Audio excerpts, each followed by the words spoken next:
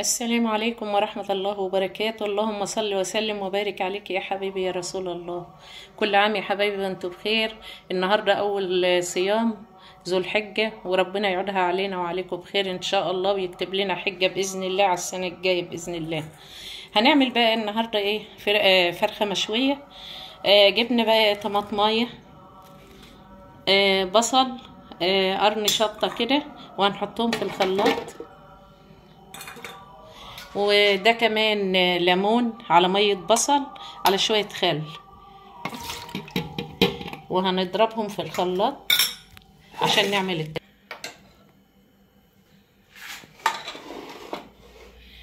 وبعد ما عملنا التتبيلة طبعا جبنا الفرخة غسلينها ومنضفينها كده، وعملت فتحات فيها كده.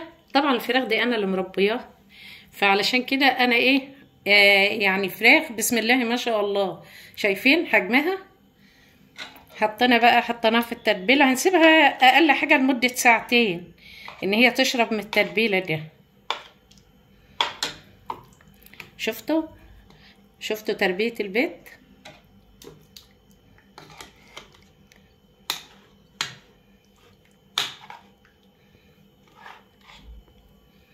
انا هتبلها بقى واحط بقى شويه رز بشعريه.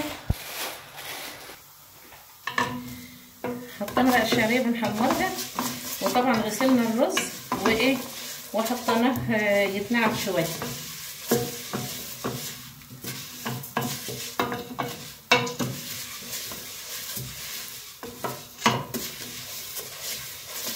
قلبي بسرعه عشان ايه، طبعا الشعريه ما بتاخدش وقت كتير على النار، ممكن تتحرق.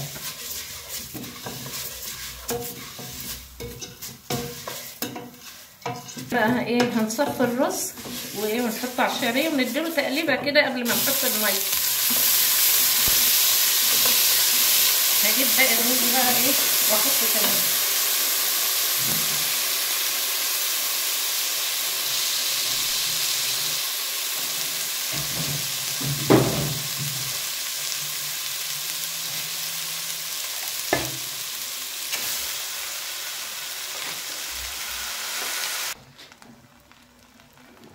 بعد ما حطينا الرز وقلبناه مع الشعريه هنحط الميه. طبعا الميه سخنه. طبعا ايه، بنحطها نغطي يا دوب الرز كده. وممكن نعمل ايه بقى، نحط لكل كوبايه رز كوبايه ميه. لو احنا ايه يعني ما بنقدرش كده بالنظر كده، ممكن نحط لها ايه كوبايه رز على كل كوبايه رز كوبايه ميه كده. كويس قوي. هي غطت الرز بالشعريه اهو. هنحط الملح بقى ونظبطه ونسيبها ايه تغلي بقى ايه تستوي كده على نار، وبعدين نهدي النار كده ونوطيها لغايه ما يترد. حله تانية هنعمل اللوبيا. حطينا معلقه سمنه وهنحط عليها شويه زيت.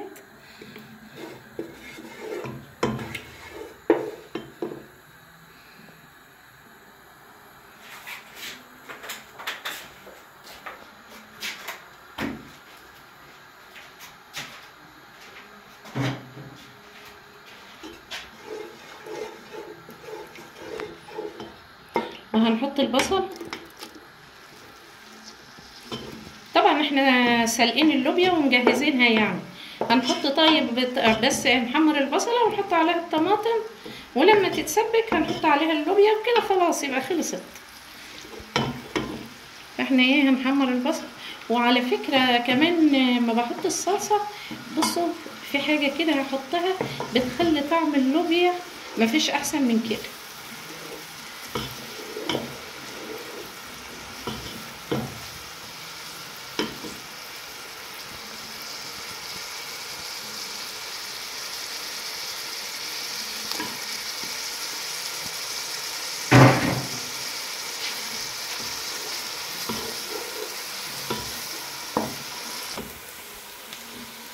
وكده يا حبايبي بعد ما البصله كده يعني على وشك انها تحمر، يعني اصفرت كده، هنحط لها بقى ايه، ما نسيبهاش تحمر قوي، هنحط لها الطماطم.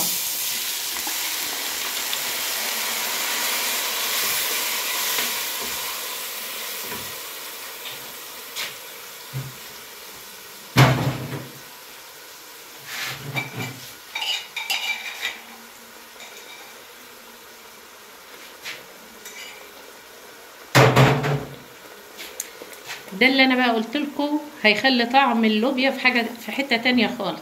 طبعا ده توم على شطه، اللي مش عايز الشطه يحط توم. بعد ما تحط الصلصه كده حطها نيه، بتدي ريحه وطعم جميل جدا.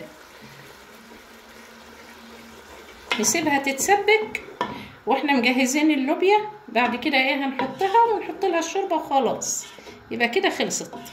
نبتدي بقى ايه نروح بعد كده نعمل الفرخه باذن الله. نشوف ان شاء الله هنعملها ازاي وهوريها لكم برضه.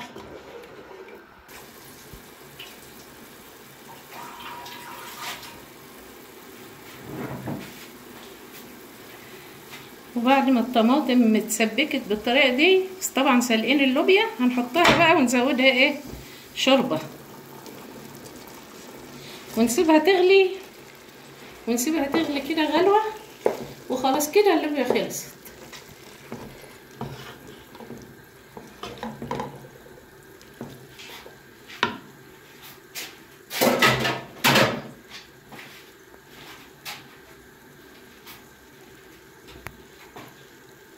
بعد ما زودناها شوربه فايه هنسيبها بقى بالطريقه دي تغلي شويه ونظبط ملحها وخلاص كده خلصنا اللوبيا. نشوف الفرخه بقى هنعمل فيها ايه. وطبعا دي الميه اللي هنحطها تحت الفراخ وهي بتتشق علشان تدي بخار وتسويها كويس. هنا في الصين حبهان ورق لورا عشان يدي ريحه برضو، شويه فلفل،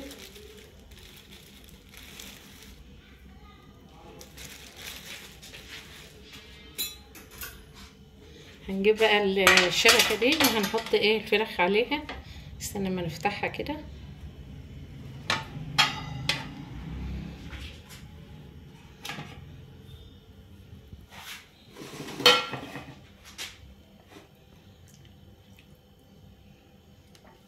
طبعا نرصها ايه رصه كويسه كده علشان ايه ما تعرف تبقى تستوي كويس ان شاء الله.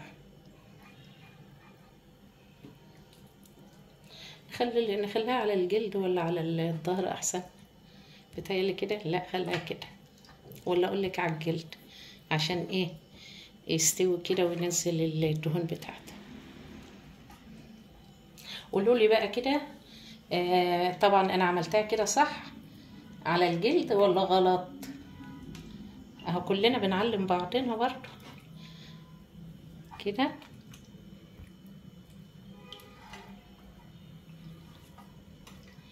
ونقفل عليها الشبكة. وطبعا ايه هنروح نحطها بقى في كده بالصينية بتاعتها بكله في فرن البوتاجاز. انا مولعاه وايه ومطيه عليه، فانا كده هدخلها ببعضها كده في الفرن بتاع البوتاجاز.